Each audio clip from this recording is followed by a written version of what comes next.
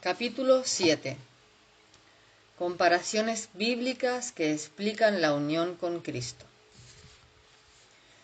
Dios nos muestra en las Escrituras algunas analogías, es decir, comparaciones a cuadros, para ayudarnos a entender cómo es nuestra unión con Cristo. Primero, antes de mirarlas, veamos dos puntos que debemos tratar. Primero, una analogía no es lo mismo que identidad o igualdad.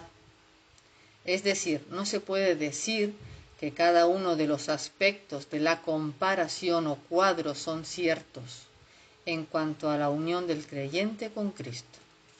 Y segundo, no se puede aislar una comparación o cuadro de las otras. Si lo hacemos, daremos una enseñanza falsa sobre nuestra unión con Cristo. Por ejemplo, vamos a comparar Juan capítulos 15 con 1 Corintios capítulo 2. Juan 15.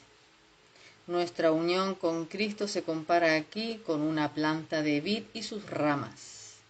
Se sabe que la rama no tiene que hacer esfuerzos por producir racimos de uva. Solamente deja que la vida de la vid fluya por ella. Es fácil concluir de esta analogía que en la vida cristiana no hay batallas o luchas. Cristo enseña que Él es la planta y nosotros las ramas. Solo debemos permanecer en Él. 1 Corintios 12. En este capítulo, la unión con Cristo es comparada al cuerpo y sus diferentes miembros. Sabemos que nuestras manos comparten la vida con nuestros cuerpos porque vemos que nuestras manos funcionan. Cuando la sangre o los nervios son cortados, las manos dejan de funcionar. Por consiguiente, esta analogía se puede utilizar para enseñar lo contrario a la analogía en Juan capítulo 15. No es que estos dos cuadros se contradicen, sino que muestran dos aspectos diferentes pero complementarios de nuestra unión con Cristo. No debemos forzar los detalles de cada cuadro para hallar enseñanzas prácticas más allá de lo prudente. A continuación, presentamos 6 cuadros bíblicos de nuestra unión con Cristo. Empezamos en el nivel más bajo y avanzamos al más alto. Nuestra unión con Cristo es similar a, primero, la unión entre las piedras de un edificio. Las piedras se relacionan con la piedra angular, la piedra de los cimientos. Primera de Pedro 2:4-7 y Efesios 2:19-22 hablan de esto. Pedro dice que ambos, Cristo y el creyente, son piedras vivas. Cristo vive y las piedras, los creyentes, reciben vida de Él. Él es el cimiento o la piedra angular. Juntas, las piedras forman una casa espiritual. Los versículos en Efesios 2 también hablan de Cristo como la piedra principal, la piedra angular de un templo santo. Pablo añade la idea que el templo crece. También enseña que los creyentes son añadidos en la construcción de este templo. En 3 ocasiones Pablo enseña que este crecimiento es en el Señor o en Él. Versículos 20 al 22 de Efesios. La analogía de las piedras enfatiza 2 aspectos de la unión del creyente con Cristo.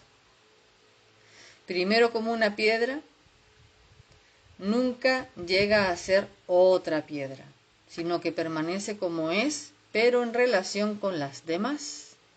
Así el creyente con Cristo, la piedra angular. El creyente nunca llega a ser Cristo y Cristo nunca llega a ser el creyente. Cristo es siempre el objeto de nuestra fe. Tenemos comunión con Él, por supuesto, pero no lo buscamos dentro de nuestra propia personalidad o dentro de nuestro propio ser. La Biblia nos manda poner nuestra mira en las cosas de arriba, en donde Cristo está sentado a la mano derecha del Padre. Segundo, la unión entre Adán y sus descendientes.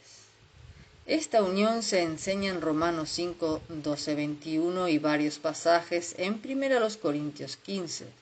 En general, el versículo 22. Todos pecaron, dice Pablo en Romanos 5, 12, como en Adán, así también en Cristo. 1 Corintios 15, 22. Este cuadro enfatiza nuestra posición legal ante los ojos de Dios. Nos parábamos y caímos en Adán. Ahora nos paramos en Cristo. En el bautismo y en la transfiguración de Cristo, Dios el Padre dijo: Este es mi Hijo amado, a quien tengo complacencia. Efesios 1:6 habla de la gracia de Dios con la cual nos hizo aceptos en el amado. Porque los creyentes están en Cristo, Dios dice en cuanto a ellos también que se complace con ellos. ¡Qué cosa maravillosa! Tercero, la unión entre la vid y las ramas. Esta unión se enseña en Juan 15:1-8. Una rama cortada de la vid muere. Jesús entonces dice a los creyentes: separados de mí, nada podéis hacer. Versículo 5. Este cuadro enfatiza que el creyente ha recibido vida de Cristo y debe alimentarse de él por medio de la fe para que esta vida permanezca. Cristo mandó a los creyentes que comieran la carne del Hijo del Hombre y bebieran su sangre. Juan 6:53. En la medida que el creyente tenga unión con Cristo, su vida será mantenida. Cuarto, la unión entre la cabeza y los miembros del cuerpo. Esta unión se enseña en 1 Corintios 12 y Efesios 1 del 22 al 23 y Efesios 4, 15 y 16. Los cristianos han sido bautizados en un solo cuerpo. Y Pablo compara los diferentes miembros del cuerpo físico con los miembros del cuerpo de Cristo, es decir, la Iglesia. Pablo dice que la cabeza de la Iglesia es Cristo y enseña de qué manera cada miembro del cuerpo está íntimamente ligado a los demás.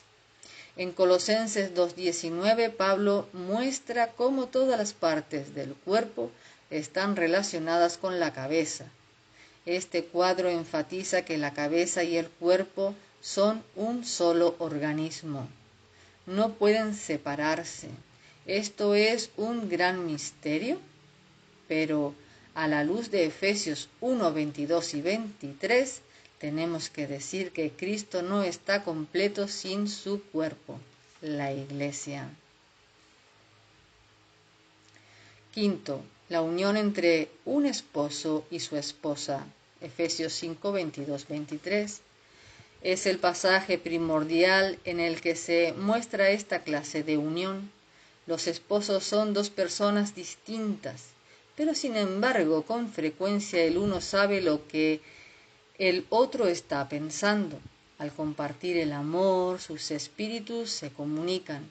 Esto también es un gran misterio, pero es un cuadro de Cristo y la comunión que Él tiene con su pueblo y la de su pueblo con Él. Sexto, la unión entre las personas de la Trinidad. Si no fuera que las Escrituras enseñan tan claramente esta comparación, sería casi una blasfemia decirla. Jesús enseñó que el Padre y el Hijo moran con el creyente, Juan 14, 23, y Cristo oraba por su pueblo, para que todos sean uno como tú, oh Padre, en mí y yo en ti, que también sean uno en nosotros, yo en ellos y tú en mí. Juan 17, 21 al 23. Repito que este no es el panteísmo, no es asunto de que el creyente sea absorbido por Dios, ni tampoco que Dios sea absorbido en el hombre. Pero de alguna manera la comunión del Padre, del Hijo y del Espíritu Santo se parece a la unión entre el creyente y su Señor. Por consiguiente, no debe sorprendernos la oración de Pablo a Dios para que les fortaleciera con poder en el hombre interior por su Espíritu, para poder entender estas verdades. Cuando se ponen todos estos cuadros juntos, se puede ver que la unión con Cristo es real, viva e íntima. Es una unión que afecta nuestra relación legal con Dios. Es una unión que nos da vida espiritual, la cual nos da el poder que necesitamos. Qué confianza nos da nuestra unión con Cristo, tanto para nuestra vida ahora como para el día del juicio, cuando tendremos que presentarnos ante Dios. ¿Lee estas páginas quizá alguna persona no creyente? Si usted tiene que hacerle frente a este juicio sin estar en unión con Cristo, mejor sería para usted no haber nacido.